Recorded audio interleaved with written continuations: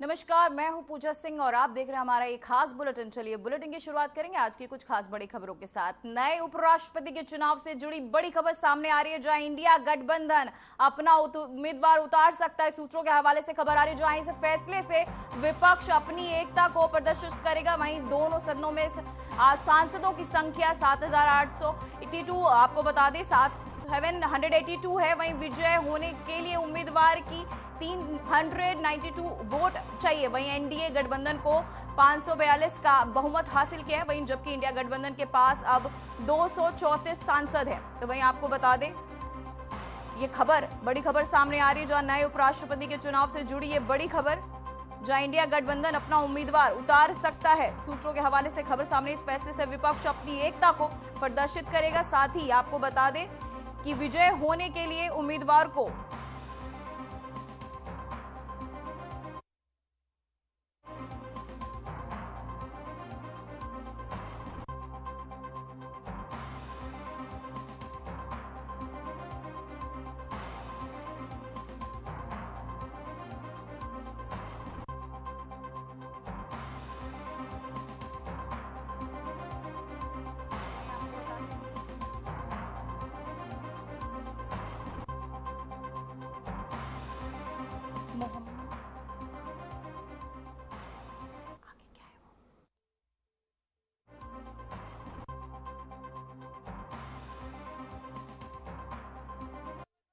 तमाम जानकारी के साथ मोहम्मद आमीन, पूर्व नियोजक आयोग, हमारे साथ उपस्थित है। साथ ही आपको बताते कि सर, हम जानना चाहेंगे नए उपराष्ट्रपति के चुनाव से जुड़ी ये बड़ी खबर जो सामने आ रही है, तो इसमें इंडिया गठबंधन अपने उम्मीदवार कब तक उतार सकता है? तो क्या बढ़ती जा रही है, जहां विजय होने के लिए आपको बताते चले नए उपराष्ट्रपति के चुनाव से जुड़ी ये खबर सामने आई, जहां आपको बता दें कई इसलिए के पक्ष अपनी एकता को प्रदर्शित करेगा। तो मैं इस फैसले से विपक्ष अपनी एकता को प्रदर्शित करेगा। साथ ही दोनों सदनों में सांसदों की संख्या कुल 700 ऐसी बताई जा रही है। साथ ही विजय होने के लिए उम्मीदवारों को आपको बता दें 392 वोट चाहिए। वहीं एनडीए गठबंधन को 542 बहुमत हासिल करने, वहीं जबकि इंडिया गठबंधन के पास 334 सांसद हैं। तो वहीं आपको बताते चले नए उपराष्ट्रपति के चुनाव से जुड़ी ये खबर सामने आ रही है, जहां इंडिया गठबंधन अपना उम्मीदवार उतार सकता है। सूत्रों के हवाले से एक खबर सामने है, जहां इस फैसले से विपक्ष अपनी एकता को दर्शाएगा। साथ ही दोनों आपको बता दें विजय होने के लिए उम्मीदवारों की अब संख्या जो है वो बढ़ चुकी है। साथ ही नए उपराष्ट्रपति के चुनाव से जुड़ी ये खबर सामने आ रही है।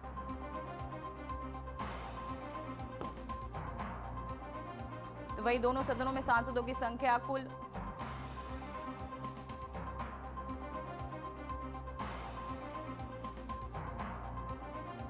तो वह नए उपराष्ट्रपति के चुनाव से जुड़ी ये खबर सामने आ रही है, जहां इंडिया गठबंधन अपना उम्मीदवार उतार सकता है। सूत्रों के हवाले से खबर, जहां इस फैसले से विपक्ष अपनी एकता को प्रदर्शित करेगा। साथ ही दोनों सदनों में सांसदों की संख्या 742 है। साथ ही विजय होने के लिए उम्मीदवारों को आपको बता दें कई वोट चाहिए।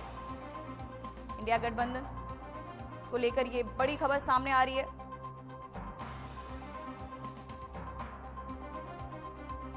जहां आपको बताते हैं विजय होने के लिए उम्मीदवारों को 392 वोट की जरूरत हो सकती है। साथ ही एनडीए गठबंधन को 542 का बहुमत हासिल है, वहीं जबकि इंडिया गठबंधन के पास 234 सांसद हैं। तो नए उपराष्ट्रपति के चुनाव से जुड़ी ये खबर, इंडिया गठबंधन अपना उम्मीदवार उतार सकता है। सूत्रों के हवाले से बड़ी खबर जो है सामने आ रही है, जिसे लेकर राजनीतिक गलियारों में हलचलें अब तेज हो चुकी हैं। इस फैसले से विपक्ष अपनी एकता को प्रदर्शित करेगा। साथ ही आपको बता दें कि दोनों सदनों में सांसदों की संख्या कुल 742 है।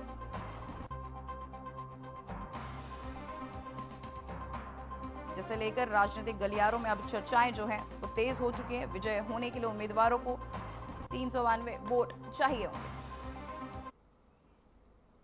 तो वहीं देहरादून से इस वक्त की बड़ी खबर सामने आ रही है, जहां सीएम पुष्कर सिंह धामी का बड़ा फैसला। 4 विद्यालयों में नामों में होगा बदलाव, साथ ही अब स्कूलों की पहचान होगी शहीदों के नाम से। वहीं बलिदानियों और स्वतंत्र सेनानियों को दी जाएगी श्रद्धांजलि।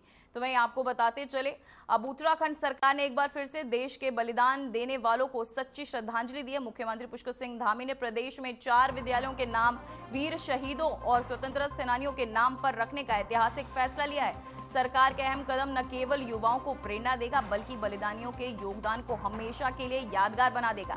अब पौड़ी गढ़वाल के राजकीय इंटर कॉलेज चपलाघाट का नाम बलिदान श्री भगत सिंह रावत इंटर कॉलेज होगा। वहीं चकराता देहरादून स्कूल अब पंडित सैराम उच्चतर माध्यमिक विद्यालय के नाम से जाना जाएगा। वहीं पौड़ी गढ़वाल के पुंडेगांव में स्कूल का नाम स्वतंत्रता संग्राम सेनानी कुंवर सिंह रावत के नाम पर रखा जाएगा।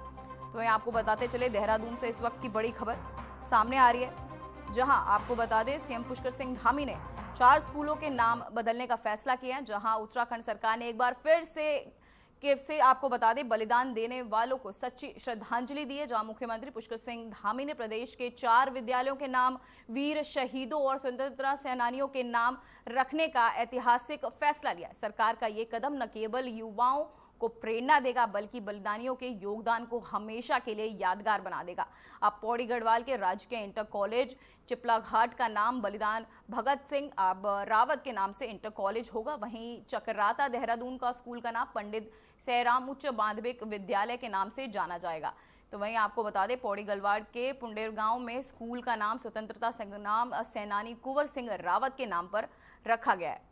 तो वहीं आपको बताते चले सीएम पुष्कर सिंह धामी की एक और नई पहल, जहां सीएम पुष्कर सिंह धामी का ये बड़ा फैसला जो है सामने आया है। तो वहीं आपको बता दें प्रधानमंत्री नरेंद्र मोदी के नेतृत्व में देश की तस्वीर और तकदीर दोनों बदल रही है, और इसी भरोसे के साथ उत्तराखंड के मुख्यमंत्री पुष्कर सिंह धामी ने प्रधानमंत्री मोदी को भारत की सबसे बड़ी ताकत बताया। सीएम धामी ने कहा कि 2027 तक एक विकसित राष्ट्र बनेगा, और ये कोई सपना नहीं बल्कि एक संकल्प है जो अब साकार होता दिख रहा है। उन्होंने कहा कि देश का अंतिम व्यक्ति, अंतिम गांव, अंतिम युवा आज विकास की मुख्य धारा से जुड़ रहा है। वहीं पीएम मोदी के नेतृत्व में असली ताकत देखने को मिली है। आजाद भारत के इतिहास में प्रधानमंत्री के रूप में दूसरा सबसे लंबा कार्यकाल पूरा करने वाले आदरणीय प्रधानमंत्री श्री नरेंद्र मोदी जी को, जो जन गण मन के नायक हैं, उनको मैं देवभूमि उत्तराखंड की जनता की ओर से बहुत बधाई देता हूं, शुभकामनाएं देता हूं। उनके नेतृत्व में आज देश तेजी से आगे बढ़ रहा है। विश्व के अंदर भारत की एक अलग पहचान विकसित हो रही है। अंत्योदय को सिद्धांत को लेकर अंतिम छोर में खड़े हुए व्यक्ति तक विकास की धारा पहुंचाने का काम हुआ है। भारत को पुनः विश्व गुरु के रूप में स्थापित करने के लिए उन्होंने जो परिश्रम किया है, परिश्रम की पराकाष्ठा की है, आज पूरे देश के अंदर और दुनिया के अंदर यह दिखाई दे रहा है। और मैं उनको नए भारत का निर्माता कहूं तो ये कोई अतिशयोक्ति नहीं होगी।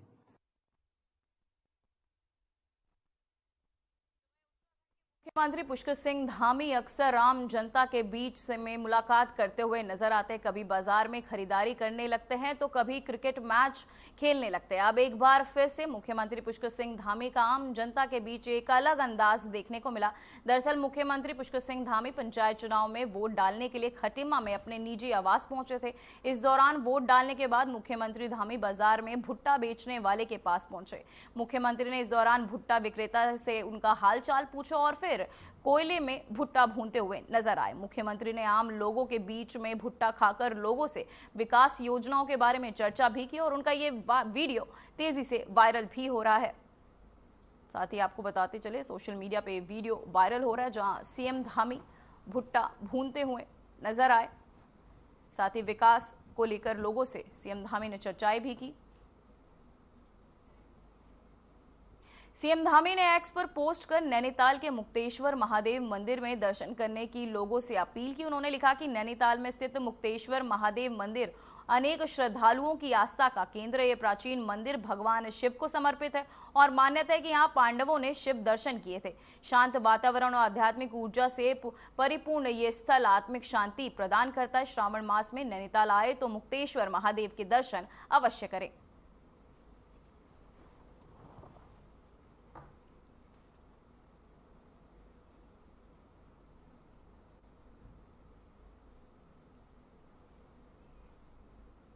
तो वह उत्तराखंड सरकार मुख्यमंत्री पुष्कर सिंह धामी के नेतृत्व में जल संरक्षण, हरित विकास और सतत पर्यावरण प्रबंधन के सक्रिय रूप से कार्य कर रही है। वहीं मसूरी देहरादून विकास प्राधिकरण ने देहरादून और आसपास के क्षेत्रों में जल संरक्षण और वर्षा जल संचय के लिए कई आपको बताते चले कार्य और योजनाएं लागू की हैं।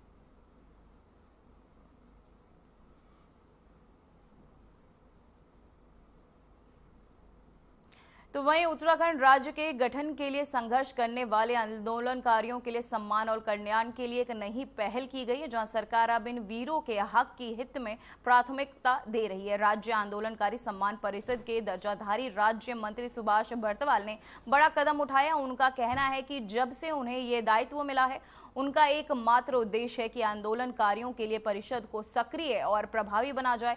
इसी उद्देश्य से उन्होंने सचिवालय में एक महत्वपूर्ण बैठक भी की, जिसमें आंदोलनकारियों और उनके परिवारों के भविष्य से जुड़े कई अहम बिंदुओं पर ध्यान केंद्रित किया गया। आंदोलनकारी सम्मान परिषद जो राज्य के तमाम आंदोलनकारियों के कल्याणार्थ उसका जो है निर्माण किया गया है। जब से मुझे जो है दायित्व मिला है, मैंने प्रयास किया है कि उसको आंदोलनकारियों के हित में गतिमान किया जाए और इसी निमित्त एक वृहद बैठक जो है सचिवालय के अंदर मैंने जो है आहूत करवाई थी गृह सचिव की अध्यक्षता में, जिसमें करीब 14 बिंदुओं के ऊपर जो है उसमें चर्चा हुई। बहुत सारे बिंदु थे, जैसे चिन्हीकरण का के संदर्भ में बहुत सारे आंदोलनकारी जो रह गए उनके पुनः जो है चिन्हीकरण की प्रक्रिया शुरू हो। सम्मान पेंशन की बढ़ोतरी थी, 10% क्षैतिज आरक्षण जो प्रभावशाली तरीके से नहीं इम्पोज हो पा रहा है, उसको किस तरह प्रभावशाली तरीके से हम जो है उसको धरातल पर उतारें। तो इस तरह के तमाम बिंदुओं पर चर्चा हुई और इसके साथ साथ आंदोलनकारियों और उनके परिजनों के हितार्थ एक कार्य योजना जो है हमने माननीय मुख्यमंत्री जी के सामने भी रखी है। राज्य आंदोलनकारी कल्याण निगम के नाम से एक निगम जो उपनल की तर्ज पर जो है स्थापित करने का आग्रह।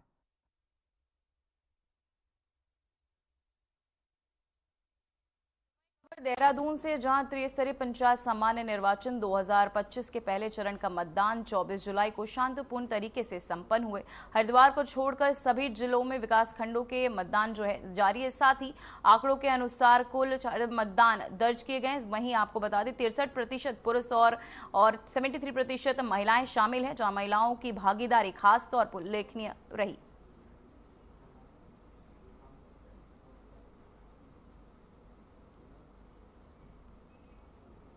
तो वहीं खबर उधम सिंह नगर से, जहां बीजेपी विधायक अरविंद पांडे को अपनी ही विधानसभा में क्षेत्र के एक गांव में भारी विरोध का सामना करना पड़ा। जैसे ही विधायक गांव पहुंचे, ग्रामीणों ने नाराजगी फूट पड़ी। वहीं अरविंद पांडे मुर्दाबाद के नारे गूंजते लगे। वहीं जानकारी के अनुसार आपको बता दें, किसी मुद्दे को लेकर गांव में तनाव पहले से ही बना हुआ था। जब विधायक स्थिति का जायजा लेने पहुंचे और लोगों से पूछने लगे क्या हुआ, तो जवाब में लोगों ने गुस्से से नारेबाजी शुरू कर दी। ग्रामीणों का आक्रोश इतना था कि वे बार बार विरोध प्रदर्शन करते नजर आए।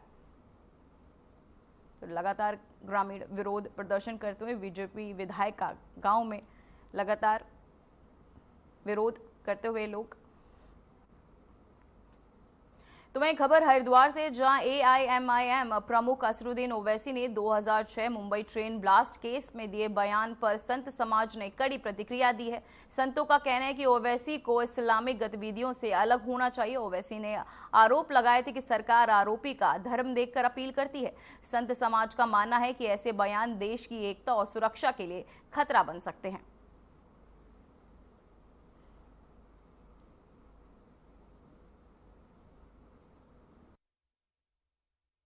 संत समाज हमेशा से संत समाज का पूरा सनातन धर्म सर्वे भवन्तु सुखिनः सर्वे सन्तु निरामया सर्वे भद्राणि पश्यन्तु मां कश्चित् दुर्भाग् भवेत् के नारे को लेकर के चलता है। और हम सबको सबके लिए समान, लेकिन जब आतंकवाद जैसे शब्दावली की बात आती है तो आतंकवाद का एक ही धर्म है, वो है ओवैसी का इस्लाम। तो ओवैसी का इस्लाम जब भी कहीं आतंकवादी गतिविधियां पूरी दुनिया में, केवल भारत में नहीं, पूरी दुनिया में जब भी कहीं आतंकवादी गतिविधि होती है तो उसके पीछे सिर्फ और सिर्फ एक किताब होती है जिसका नाम है कुरान, और उससे चलने वाला एक धर्म है जिसका नाम है इस्लाम। तो कुरान हमेशा कहती है कि काफिर काफिर वाजिबुल कत्ल है। तो दिन भर जो ये मुमीन है, दिन भर ये जो मुसलमान है, वो काफिरों की हत्या के लिए कुछ संगठन बना करके आतंकवादी गतिविधियां चलाते हैं, और कुछ पर्सनली इंडिविजुअली घात लगा करके बैठ के हत्या करते हैं।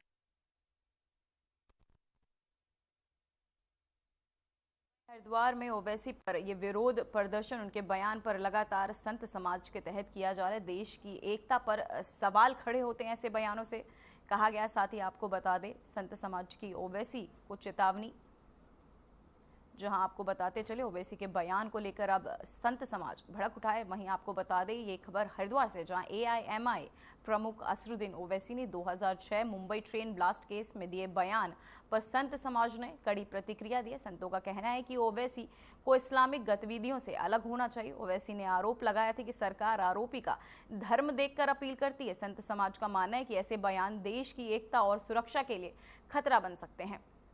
तो वहीं आपको बताते चले, ओवैसी के इस बयान को लेकर अब संत समाज के बीच रोष देखने को मिल रहा है, जहां उनका कहना है कि ऐसे बयान देश में को भड़का सकते हैं। इसी खबर पर हमारे साथ हमारी संवाददाता रश्मि कश्यप मौजूद हैं। रश्मि, मैं जानना चाहूंगी, ओवैसी के इस बयान को लेकर संत समाज में ये रोष देखने को मिल रहा है, इसे आप कैसे देखती हैं? जी पूजा जी, मैं आपको बता दूं कि जो हरिद्वार में संत समाज है, उन्होंने उनके इस बयान की बहुत निंदा की है। उनमें रोष है, वो आक्रोशित है। उनका कहना है कि जो इस्लामिक गतिविधियां होती है, इन ओवैसी का बयान सिर्फ उन्हीं मुद्दों पर क्यों आता है। उन्होंने बोला कि जब मक्का पे मस्जिद पे हुआ हमला तो भाजपा ने अपील क्यों नहीं की। संत समाज ये कहता है कि मक्का मस्जिद या जो भी मुस्लिम वो होती है उन पे तो पाकिस्तान में भी हमले होते हैं। भाजपा सरकार वहां थोड़ी जाकर अपील करेगी। और जो ये ट्रेन का मामला था, जो ये ब्लास्ट हुआ था 2006 में, वहाँ पर सिर्फ हिंदू लोग नहीं थे या मुस्लिम लोग नहीं थे, उसमें हर कास्ट के लोग रहते हैं, हर जाति के लोग रहते हैं, वहाँ इंसान थे। उनका कहना है कि उसके लिए उन्होंने उन गुनहगारों को जो रिहा करे गए हैं उनके लिए अपील की गई थी। संत समाज इसको लेके बहुत आक्रोशित है और ओवैसी की इस बयान की पूरी निंदा की जा रही है। जी रश्मि, मैं जानना चाहूंगी, क्या ओवैसी की तरफ से भी कोई प्रतिक्रिया आई है संत समाज के इस बयान के बाद से?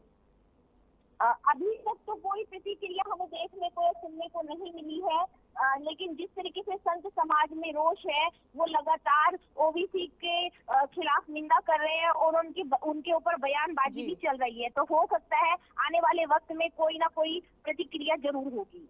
जी बहुत बहुत धन्यवाद रश्मि आपकी तमाम जानकारी के लिए।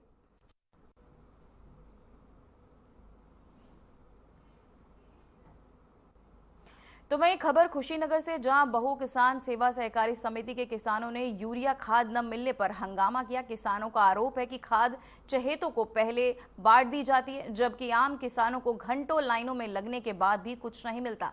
इस बार भी खाद खत्म हो गई, जिससे नाराज किसानों ने समिति गेट पर प्रदर्शन किया और भ्रष्टाचार के खिलाफ नारेबाजी की।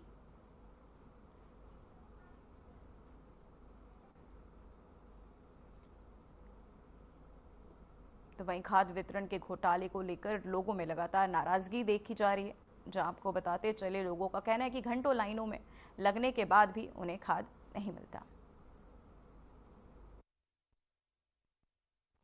अब जो है आप देख सकते हो, इसमें सबकी रसीदें कटी हुई हैं, 10-10, 20-20 कट्टे, जो भी 15-15 कट्टे हैं, जो हमने किसी को फोन नहीं किया, मतलब सब अपने आप ही आए हैं और सबको जो है दिया गया था। इनका कहना है सुबह से आ गए हैं, लेकिन जो पहले से ऑलरेडी थे चाहिए उनको बांट दिया गया। हमें ऐसा कुछ नहीं। मेरा नाम संदीप है। मैं सुबह से आज यहाँ पे उत्तरी सोसाइटी में मेरा खाता है, मैं खाद लेने के लिए आया था, जिसकी सूचना कल मैंने खुद ब्रजेश यादव जो यहाँ के स्टाफ हैं उनको फ़ोन करके प्राप्त की थी। जिसके बाद मैं आज जब खाद लेने पहुंचा तो इन्होंने अंदर से ताला लगा के अपने मित्रगणों की पर्ची काट दी गई है। खाद इन्होंने खुद ही उनको दे दी गई है। कुछ बंदे तो यहाँ पे मौजूद भी नहीं है जिनके यहाँ पे उनका मतलब पर्ची कट चुकी है, खाद उनकी बढ़ चुकी है। जो 350 कट्टों का जो ट्रक आया था वो सारा बढ़ चुका है। जो हम लोग सुबह से यहाँ किसान खड़े हैं, जिनमें से हमारे साथ मित्रगण और हमारे अंकल जी भी हैं, ये कह रहे हैं कि हम कल भी आए थे, कल इन्होंने हमारी किताबें जमा नहीं करी थी। तो वही खबर मसूरी से है, जहां प्रसिद्ध शिकारी वन्य जीव रक्षक बने जिम कॉर्बेट की 150वीं जयंती मनाई जा रही है, जहां उनका मसूरी में गहरा रिश्ता है। उन्होंने कहा कि एक शेरनी को पाला था। इतिहासकार गोपाल भारद्वाज के अनुसार उस शेरनी के साथ पंडित नेहरू भी खेल चुके हैं। कॉर्बेट ने 33 से ज्यादा आदमखोर बाघ तेंदुओं को मारा है, लेकिन बाद में वन्यजीव संरक्षण की राह चुनी। वहीं मसूरी में आज भी उनसे जुड़ी चीजें जैसे डांडी, स्टोव आदि मौजूद हैं, जिन्हें संरक्षित करने के लिए सरकारी मदद मिली है।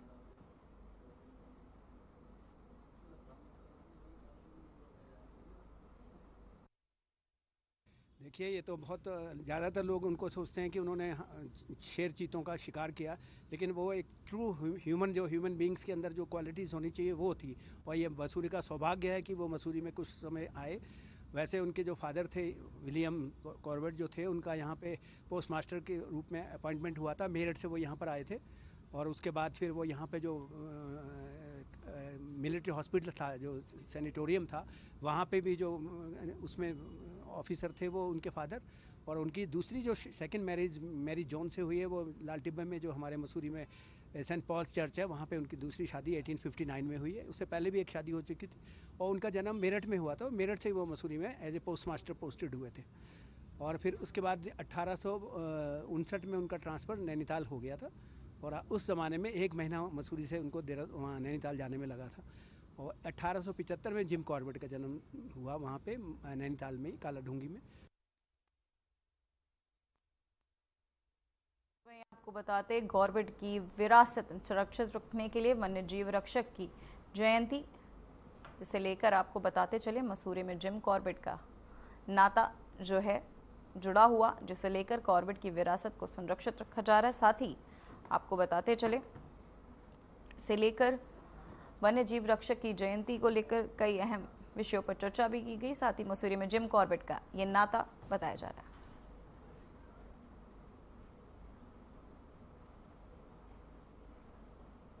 तो वही खबर देहरादून से, जहां ऋण वसूली अधिकरण में लंबित मामलों से निपटारे के लिए 2 अगस्त को विशेष लोक अदालत का आयोजन किया जाएगा। यह अदालत उत्तराखंड के सभी जिलों और पश्चिम उत्तर प्रदेश के 8 जिलों के लिए खुली होगी। वही रजिस्ट्रार मुकेश कुमार गैरोला ने बताया कि ऋण वसूली के मामले में अवसर, आपको बताते चले, अवसर पर आपसी सहमति से निपटाया जाएगा, जहां इच्छुक पक्ष 1 अगस्त की DRT देहरादून में आवेदन कर सकते हैं। जो आगामी हमारी 2 अगस्त को एक विशेष लोक अदालत का आयोजन माननीय उत्तराखंड राज्य विधिक सेवा प्राधिकरण के तत्वाधान में हो रहा है, उसके बारे में आपको एक सूक्ष्म संदेश देना चाहूँगा। माननीय राष्ट्रीय विधिक सेवा प्राधिकरण NLSA के निर्देशानुसार माननीय उत्तराखंड राज्य विधिक सेवा प्राधिकरण नैनीताल के तत्वाधान में जिला विधिक सेवा प्राधिकरण देहरादून DLSA द्वारा ऋण वसूली अधिकरण Dehradun DRT Dehradun debts recovery tribunal Dehradun में 2 अगस्त दिन शनिवार सुबह 10 बजे से 5 बजे तक।